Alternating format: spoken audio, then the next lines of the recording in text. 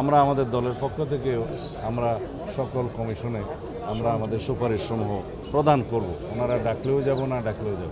বাংলাদেশের সকল ধর্মের সকল মানুষ ধর্মীয় স্বাধীনতা সম্পূর্ণভাবে ভোগ করবে। সাম্প্রদায়িক সম্প্রীতি বাংলাদেশে সবসময় অক্ষুণ্ণ থাকবে। যারা বাংলাদেশে ধর্মীয় বিভিন্ন সম্প্রদায়ের লোক বলে আখ্যায়িত হতে চান, আমি তাদেরকে বলবো, আমরা এখানে সবাই বাংলাদেশি নাগরিক, সবাই বাংলাদেশের সিটিজেন, সবাই সমভাবে বাংলাদেশের সকল অধিকার ভোগ করব। এখানে কোনো সংখ্যালঘু এবং সংখ্যাগুরু থাকবে না।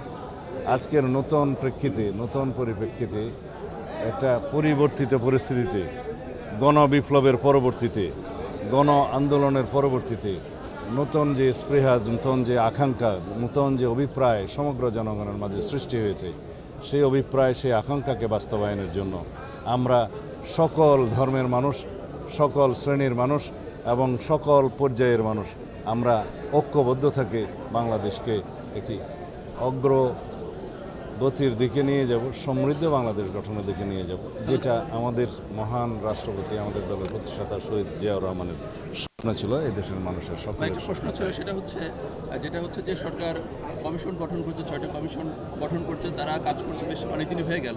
তো আপনারা কি মনে করছেন তাদের যে কর্মকাণ্ড সেটাকে আসলে আপনারা কীভাবে মূল্যায়ন করছেন এবং নির্বাচনের জন্য আসলে আপনারা কতদিন সময় দিতে চান? সংস্কারের প্রশ্নটা আজকে এই মাজারের সাথে বোধহয় একই সাথে যায় না, তারপরও আপনি প্রশ্ন করেছেন বলি। সরকার যে 6টা সংস্কার কমিশন ঘোষণা করেছেন সেটা আমার জানা মতে এখনও পর্যন্ত পূর্ণাঙ্গ হয়নি। তবে মাননীয় প্রধান উপদেষ্টা আশা প্রকাশ করেছেন, তাদের সাথে মিটিং করেছেন যে 1 অক্টোবর থেকে তারা কাজ শুরু করবেন এবং 3 মাসের মধ্যে রিকমেন্ডেশন জমা দিতে পারবেন। আমরাও আশা করি তারা তাদের কাজগুলো সফলজনকভাবে সমাপ্ত করতে পারবেন।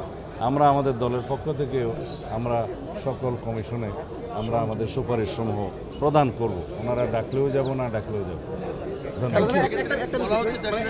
নানামুখী ষড়যন্ত্রের কথা বলছেন, সেই জায়গা থেকে এখন জাতীয় ঐক্যের নিয়ে বিভক্ত করার আবার চেষ্টা হচ্ছে, ঐক্য নিয়ে এগুলো নিয়ে আমরা অনেক কথা বলেছি।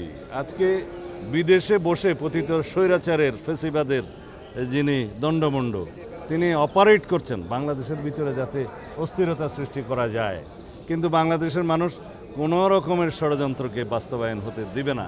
আমরা জানি যে আভ্যন্তরীণ এবং বহিঃশত্রুর বিভিন্ন রকমের ষড়যন্ত্র বাংলাদেশে চলমান আছে এবং তাদের ফেসিবাদের দোসররা এখনও সব জায়গায় প্রতিষ্ঠিত আছে। তারা এখনও বাংলাদেশের সমস্ত জায়গায় বসে চেষ্টা করবে বাংলাদেশের অস্থিরতা সৃষ্টির জন্য। কিন্তু গণ আন্দোলনের যে আকাঙ্ক্ষা, গণবিপ্লবের পরবর্তী মানুষের যে অভিপ্রায় এবং মানুষের মধ্যে যে উচ্ছ্বাস সৃষ্টি হয়েছে, তার মুখে সব কিছু ভেসে যাবে।